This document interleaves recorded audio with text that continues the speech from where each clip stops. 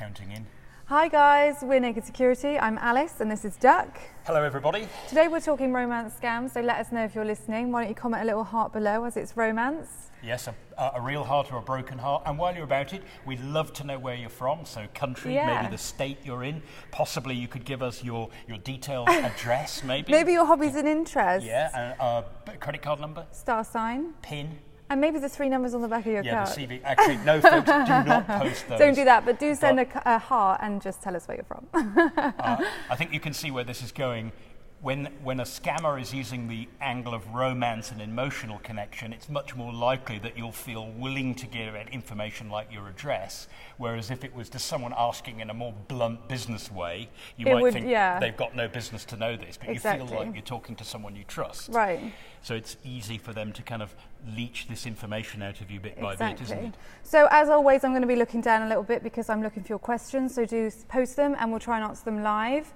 So first of all, Duck, can you just tell us what is a romance scam and how does it differ to other kind of phishing scams? Yeah, I think that's an important place to start, because a romance scam, typically the way they're conducted online, it is, if you like, it starts as a form of phishing, where the crooks get you to respond to some kind of electronic message and give away or involve yourself in something that you wouldn't normally do.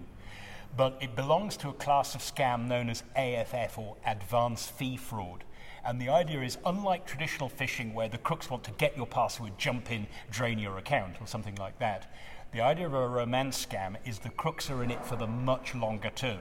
So they're not looking for 1 million victims at the same time. Right. They're looking for 10 or 20 people that they can keep on the hook, and that then they will interact with those people as though they really are their friends for ages. And the reason for this advance fee fraud is generally what happens is, as the relationship builds up, as you get to trust the person, whether it's romance or investment or whatever it is, then there are all these things that you're going to do together, but, we need $50 for this, we need $100 for that, we need $1,000 for an airfare, we need $752 for the visa. And it adds up. And it's the kind of thing that if someone asked you for the lump sum in advance, you'd go, what, are you crazy? But as you go along, when a buddy says to you, look, I'm going to the pub, I haven't got any money, can you lend me 20 quid? Sometimes, you just pull it out of your pocket and you don't really worry about whether you're going to get it back, do you? And so what they're doing is they're trying to build up this relationship where when you want to contact them, if you want to Skype them, if they say they'll call you at 4 o'clock in the afternoon, you can bet your boots they will. It's not going to be like a kind of relationship where you're trying to get going with somebody, but then they let you down and they don't show up. My understanding is that these crooks, apart from the fact that it's all a pack of lies, in the way they conduct themselves in the fake romance, they're very much a man or a woman of their word. Right, okay. And unsurprisingly, a lot of this starts with information from dating sites. Yeah. That's the big deal, rather than, say, LinkedIn, although the crooks will use that as well. Because if you think of it, on a dating site, that's where you're going to, that your real aim is to meet people, and you don't want to meet random people, you want to meet somebody who shares interests with you. So you're going to tell them exactly the stuff that a crook needs to pretend to be the person that you most want to meet. They can easily make a profile that matches all the things you've said you're looking for. Absolutely. And my understanding is frequently what they'll do is they'll look at how you're presenting yourself, and they'll look at maybe even join in that sort of cohort, if you like. So they can see the other people that are recommended to them. And the other people who are maybe looking in that same sort of group. And then mimic them. Well, or borrow their profile. They can borrow a photograph. They can, if they think that, well, this person's never going to believe me if I tell them I'm from some far-flung country that they've never heard of. So what I'll do is, hey, there's a guy called Colin who went to a school in the town one down from where you live, and you're a little bit older or younger, so maybe you would never have met them, but did you know Christopher? Yes, I did. What a surprise. So we've had a couple of comments already. So hi to Teresa and Shane. Hi, Teresa. And Teresa says something that we discussed just before, which is that you don't always give money to people in real life. So what is it about these romance scams that's making people who also don't give money out in real life so much more open to doing it online? I don't think everyone's open to doing it, but I think the crooks, because this is not phishing where they just get something off you like a password or a bank account number and use it immediately.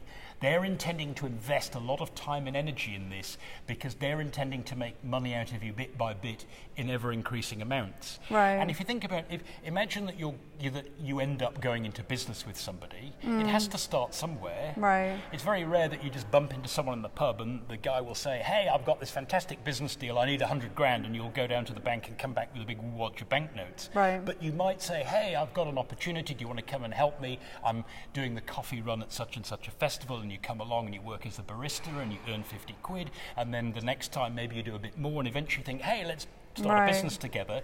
So it's the no, time. you don't give people a load of money at once, but you do quite often enter into either business relationships or friend relationships where you're more inclined to trust the person as the relationship goes on. And that's the problem here, is that the crooks are inviting you to join in something that you think is what you want. Right. And of course, the other thing, if they're far away and if they're in a far-flung country and they've got tales of woe, then it's easy for them to project themselves saying, look, let's meet. Right. So you go, well, I'm not going to fly to name of country deleted because it's like, I know it's unsafe and it's difficult and I don't know anybody. But they're saying, I'd love to come and see you. Can you send me some money from an airfare? And you kind of think, hey, I want to meet this person. Like, if I was going to them, I'd be paying for me. So, yeah, $300, you can have $300. Right. And then the next thing you'll find, well, actually, I didn't realize they've changed the visa requirements. And you think, that sounds a bit suspicious. So you go to whatever your country is, you go to, say, the British High Commission website in their country, and you find out, yeah, they're quite right, and they've got the visa fee correct. And so you send them the money, and they have to apply in country. And so it goes on, and so it goes on. So with the story this week, what's the big news this week? Okay, the big news this week, obviously, and somebody commented when we wrote this on Facebook, when we wrote this article, saying, FBI they're just stating the obvious. It was, romance scams, people are falling for them, and they're becoming what are called money mules. Right. So the warning here is that in romance scams, that these days it's possible to get yourself in very much deeper than just, I'm in love with this guy in another country and I'm going to keep sending him money, but somehow he never manages to get here because there's the flight, then there's the visa, then there's the accident on the way to hospital, then there's the family problems, then there's the lawyer's fees and all of that stuff. What's now happening is that people are using dating sites because it's a way to set up a trusting relationship, even if you've never met the person. But what they ultimately want to do is, you're kind of working for them. So, and being a money mule, what that means is that you've agreed that the crooks will be depositing real money in your account that they've got through ill-gotten gains. They're telling you, it's just regular business. Somebody bought 10,000 tyres from us, or somebody bought the wood they need for making new bedroom furniture or something like that. So there's always some legitimate business behind it, and you'll get some kind of fake invoice. The payment will come through, and then you have to remit the money back to them, and in return you get a small fee. So basically, you kind of are working for them, and once they trust you enough, you will actually make some money. Right. The problem is that there's no bathroom furniture, bedroom furniture, or 10,000 tyres. It's basically crooked money that they want to put through a genuine account, and generally when you're sending the money back to them, you're not using an electronic funds transfer, you're using some kind of cash-orientated wire transfer service. So when the whatever you call it comes down, or let's say the balloon goes up, let's keep it clean. Okay. You might be sitting with money in your account. That can be taken out. That money can be reversed away because it's electronic. But the money you've remitted to them by wire transfer, you ain't never going to see it again. Yeah. It's gone for good. So in terms of this then, if you realise that you've been caught in one of these romance scams and you're being used as a money mule, if you went to the police and said, I've been sending money to this account, are you putting yourself in danger of being a criminal yourself because you've been sort of refunding money into different accounts, and you might be breaking the law without knowing? Oh, you mean you might have gone along with it, and then you might have thought, I wonder how, and then you realise and you think legal this is, but right. you don't say anything. So you can't report them because you may implicate yourself.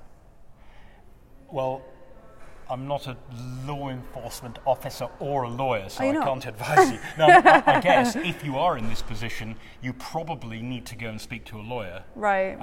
Obviously, if you come clean, that's better than digging yourself deeper and deeper and deeper in, where you could end up possibly facing criminal charges Yeah. if it's thought that you were knowingly involved in accepting money that you couldn't Yeah. account for.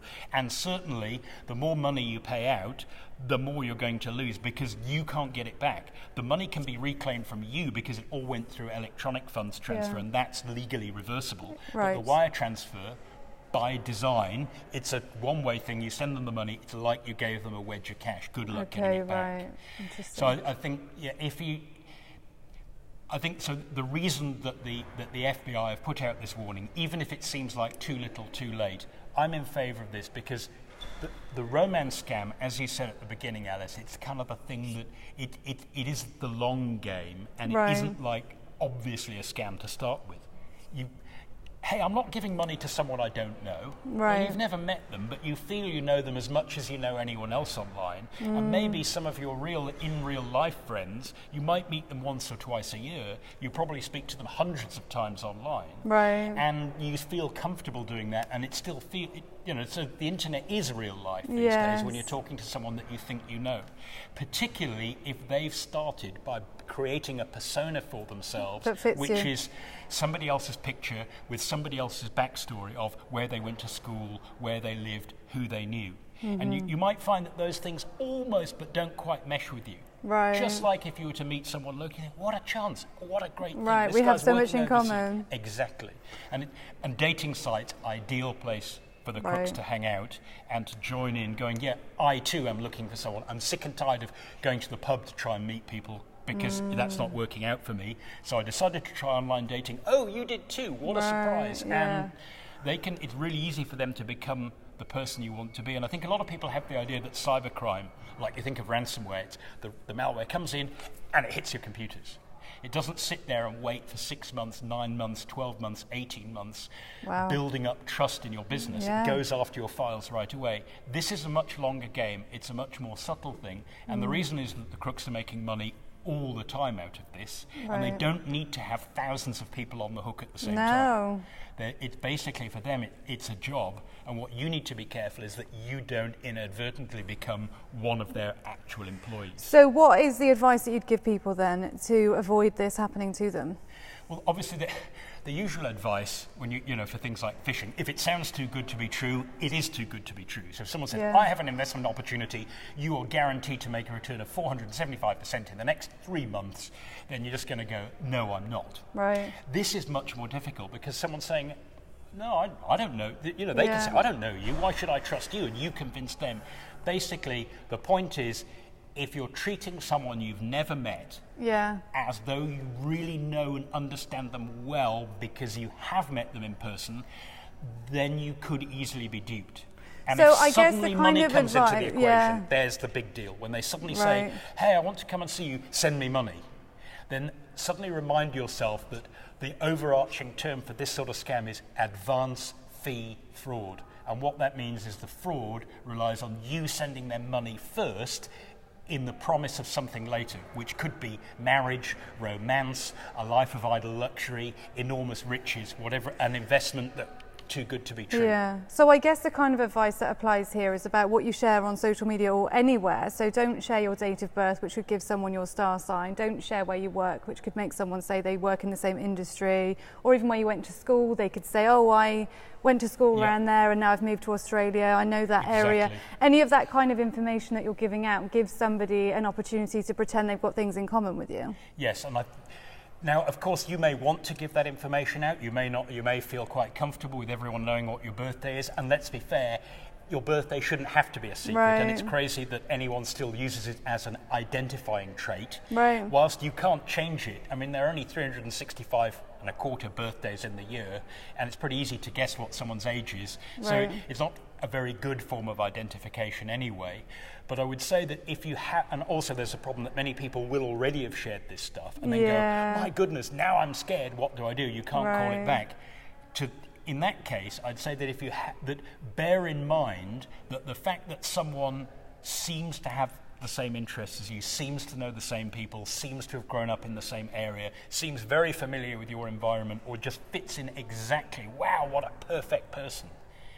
Just bear in mind, be a little bit cynical about it, that they could have got that information from stuff that you provided. In other words, it's not a match made in heaven. It could simply be that they're reciting back something that you've already given out. Right. And that goes for any scam, not just a romance scam. Like if someone says, oh, well, obviously I hacked your account, thinking of sextortion here. Obviously I hacked your account because here's your password or here's your telephone number. You may have given out your password in a data breach by mistake 3 years ago, so the fact that the crooks got it doesn't prove anything now. Right, yeah. And you need to bear that in mind, particularly when someone's not in a hurry. So in this case, there won't be that urgency, that rush, that vital need. They'll just be, oh golly, I was on my way to the airport, and you'll never guess what happened. We were in, the taxi crashed, Right. and it's really terrible, you know, and I'm in hospital, and they're going to throw me out of hospital and my visa's expired and like, you've got to help. Yeah.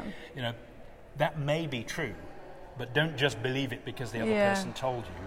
You know, there are other ways that you can go and check that. Cool. So it is a lot about, you know, how much you trust. And remember that the fact that someone knows a lot about you may not be because they really are the person they say. It might just be that they're blindly copying stuff that you willingly provided. Exactly. Well, that's great advice. I think it's time for us to wrap this video up as the sun is streaming through into our eyes. Yes, if you see us blinking, it's not. We've sat in a completely glass area of the office. But yeah, if you have any questions on this or comments, then do drop them below. And yeah, let us know if you've been watching. We love to know who we're reaching. And until next time, stay secure. Bye.